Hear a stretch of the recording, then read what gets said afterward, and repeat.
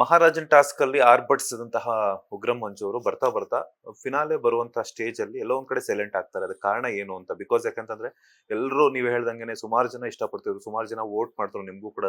ಉಗ್ರಂ ಮಂಜು ಅವರು ಟಾಪ್ 3 ಅಲ್ಲಿ ಇದ್ದೇ ಇರ್ತಾರೆ ಅಂತ ಹೇಳ್ಬಿಟ್ಟು, ಇನ್ ಕೇಸ್ ವಿನ್ನರು ಕೂಡ ಆಗ್ತಾರೆ ಅಂತ ಹೇಳ್ಬಿಟ್ಟು ಒಂದಷ್ಟು ವಲಯ ಆಗುತ್ತೆ. ಕೆಲವೊಬ್ಬರು ರನ್ನರ್ ಅಪ್ ಆಗ್ತಾರೆ ಅಂತ ಹೇಳ್ಬಿಟ್ಟು. ಬಿಕಾಸ್ ಯಾಕಂದ್ರೆ ಕೆಲವೊಂದು ಸರ್ವೆಗಳು ಸಹ ಮಾಡಿದ್ದಾರೆ, ಯಾರ್ಯಾರು ವಿನ್ ಆಗ್ಬೋದು, ಯಾರ್ಯಾರು ವಿನ್ ಆಗಲ್ಲ, ಯಾರು ರನ್ನರ್ ಅಪ್ ಆಗ್ತಾರೆ ಅಂತ ಹೇಳ್ಬಿಟ್ಟು. ಸೊ ಏನಕ್ಕೋಸ್ಕರ ಅಲ್ಲಿ ಸ್ವಲ್ಪ ಸೈಲೆಂಟ್ ಆಗಿದ್ ಕಾರಣ ಏನು ಅಂತ. ಇಲ್ಲ, ಜನಗಳು ಕಡಿಮೆ ಆಗ್ತಾ ಹೋಯ್ತು. ಆಮೇಲೆ ಒಬ್ಬೊಬ್ರು ಅವ್ರು ವೈಯಕ್ತಿಕವಾಗಿ ಆಟ ಆಡಕ್ಕೆ ಅವ್ರು ಸ್ಟಾರ್ಟ್ ಮಾಡ್ತಾ ಹೋದ್ರು. ಆಮೇಲೆ ನನ್ನ ವ್ಯಕ್ತಿತ್ವ ಹಿಂಗೆ, ನಾನು ಎಲ್ರು ಯಾರು ಇಷ್ಟ ಅಂದ್ರೆ ಕರೆಕ್ಟಾಗಿ ಮಾತಾಡ್ಲಿಲ್ಲ, ಇಷ್ಟ ಇಲ್ಲ ಅಂತಂದ್ರೆ ನಾನು ಕೆದ್ಕೊಂಡು ಹೋಗಿ ಮಾತಾಡ್ಕೊಂಡು ಆ ತರದೆಲ್ಲ ಮಾತು ಅವೆಲ್ಲ ಏನಿಲ್ಲ. ಆಮೇಲೆ ಅಲ್ಲೂ ಒಂದಷ್ಟು ವಿಚಾರಗಳು ಪೋಟ್ರೆ ಮಾಡ್ಬಿಟ್ಟಿದ್ರು.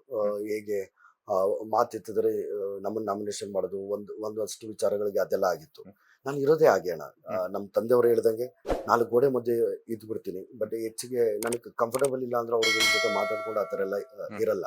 ಬಟ್ ಅದೇ ಮುಂದೆ ಫಸ್ಟ್ ಇದ್ದಿದ್ದು 3-4 ವಾರ ಏನಿತ್ತು ಅಂತಂದ್ರೆ ಅದು ಟ್ರಿಗರ್ ಮಾಡ್ತಿದ್ರು, ಅದು ಆಗ್ತಿತ್ತು. ಆ ಥರ ಸನ್ನಿವೇಶಗಳು ಬಂದಿದ್ದಕ್ಕೆ ಆ ಥರ ಇತ್ತು. ಅದ್ ಬಿಟ್ರೆ ಆಮೇಲೆ ಮತ್ತೆ ನಾನು ಹೇಗೇನ್ ಮತ್ತೆ ಏನಕ್ಕೆ ಜಗಳ ಮಾಡ್ಕೊಳ್ಳಿ. ಅದ್ ಬಿಟ್ಟು ನಾನು ಯಾವಾಗ ಏನ್ ಸಿಚುವೇಶನ್ ಬಂತು ಅದಕ್ಕೆ ಏನ್ ಆನ್ಸರ್ ಮಾಡ್ಬೇಕು ಅದ್ ಮಾಡಿದ್ದಾನೆ.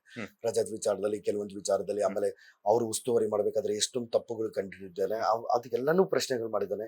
ನನಗೆ ಬಂದಿದ್ದ ಟಾಸ್ಕ್ಗಳಲ್ಲಿ 100 ಅಲ್ಲ 100 ಮೇಲೆ ಎಫರ್ಟ್ ಹಾಕಿ ನಾನು ಟಾಸ್ಕ್ಗಳು ಮಾಡಿದ್ದಾನೆ. ಸುಮಾರು ಟಾಸ್ಕ್ಗಳು ಎಲ್ಲಾನು ಮಾಡಿದ್ದಾನೆ. ಲೇಟೆಸ್ಟ್ ಹಾಗೂ ಇಂಟ್ರೆಸ್ಟಿಂಗ್ ಸುದ್ದಿಗಳಿಗಾಗಿ ಬಾಸ್ ಟಿವಿ ಕನ್ನಡ ಚಾನೆಲ್ನ ಸಬ್ಸ್ಕ್ರೈಬ್ ಮಾಡಿ. ಹಾಗೆಯೇ ಬೆಲ್ ಐಕಾನ್ ಪ್ರೆಸ್ ಮಾಡಿ. ಇದರ ಜೊತೆಗೆ ಫೇಸ್ಬುಕ್, ಇನ್ಸ್ಟಾಗ್ರಾಮ್, ಎಕ್ಸ್ ನಲ್ಲೂ ಮಿಸ್ ಮಾಡದೆ ಫಾಲೋ ಮಾಡಿ.